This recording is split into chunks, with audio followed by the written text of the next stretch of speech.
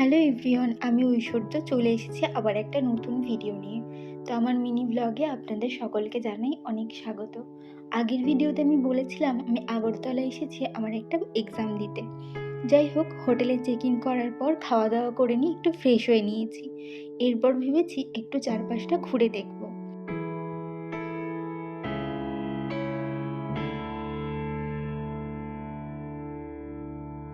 তাই বেরিয়ে পড়লাম।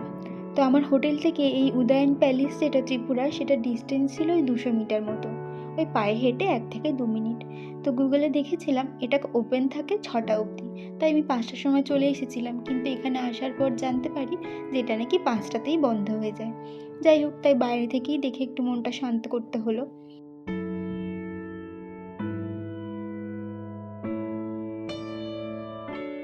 তো এরপর আমি ভাবলাম প্যালেসটা যখন ঘোরা হলোই না, তখন একটু আমার এক্সাম সেন্টারটা দেখে আসি, তাহলে সকালে যেতে একটু সুবিধা হবে।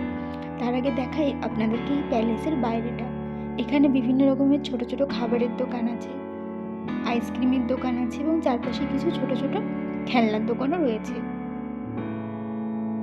যাই হোক, আপনারা যদি এই প্যালেসে ঘুরতে চান তো মোটামুটি হাতে 1-2 ঘন্টা নিয়ে আসবেন। আর গুগলে এটা লেখা আছে 6টায় বন্ধ ঠিকই, কিন্তু এটা 5টার সময় বন্ধ। সেই হিসাবে আপনারা আপনাদের সময় মতো নিয়ে আসবেন। যাই হোক, এরপর আমি এখানে দাঁড়িয়ে কিছুক্ষণ ছবি তুলে নেওয়ার পর একটা রিক্সা নিয়ে নিয়েছি। রিক্সা করে আমি এখন যাচ্ছি আমার যেখানে এক্সাম সেন্টার পড়েছে সেখানে। চলুন তাহলে যাওয়া যাক।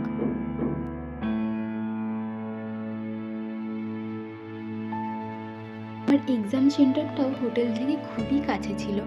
ওই রিক্সাতে মোটামুটি 2-3 মিনিট লাগলো, হেঁটে আসতে ওই ম্যাক্সিমাম 5 মিনিট।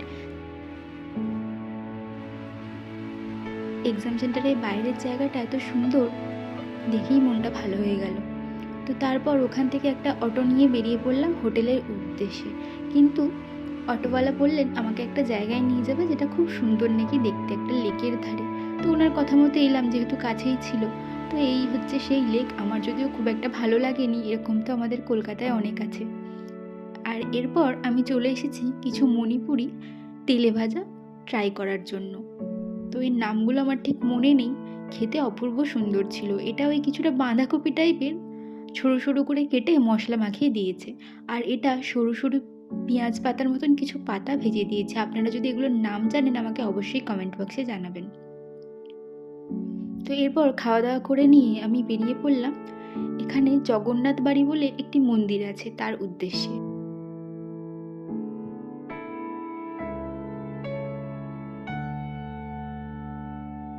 এই মন্দিরটাও আমার হোটেলের একদম পিছনের দিকেই ছিল, তাই ভাবলাম একটু ঘুরে নিই।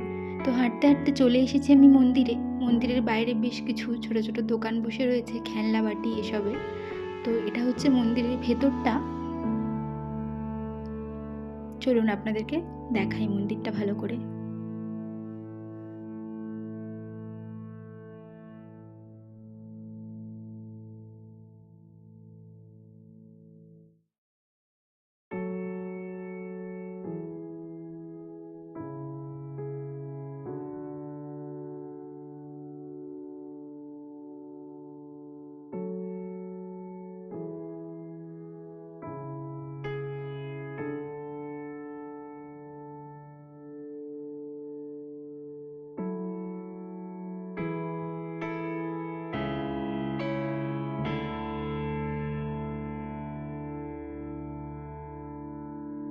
মা দুর্গা, শিব আর গণেশের এই মূর্তিটা দেখুন, কি অপূর্ব সুন্দর দেখতে, তাই না?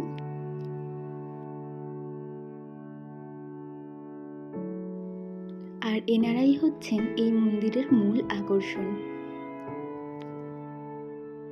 আর এখানে রয়েছে শ্রী চৈতন্যদেব আর শ্রীকৃষ্ণের বিভিন্ন ধরনের কিছু মূর্তি, যেগুলো অপূর্ব সুন্দর কারুকার্য। আমি তো প্রথমে ভিডিও করতে ভুলেই গেছিলাম, এত সুন্দর যেন চোখই ফেরানো যায় না।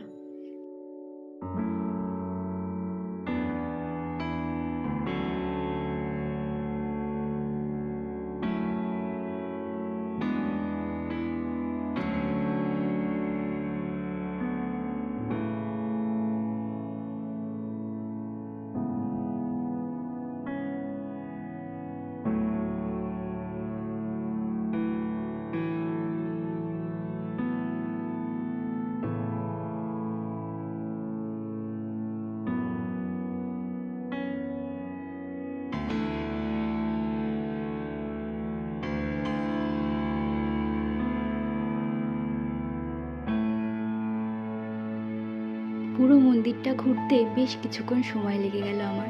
এত সুন্দর নিখুঁত কারুকার্য যেন চোখই ফেরাতে পারছিলাম না। যাই হোক, আমার মন্দিরটা ঘোরা হয়ে গেছে। এরপর বেরিয়ে পড়বো আমি হোটেলের উদ্দেশ্যে। ওই হাঁটা পথে 1 থেকে 2 মিনিটের রাস্তা। যাই হোক, ভিডিওটা তাহলে এখানেই শেষ করছি। ভিডিওটা কেমন লাগলো আমায় অবশ্যই জানাবেন। সকালে ভালো থাকবেন। আবার দেখা হবে পরের একটা ভিডিওতে।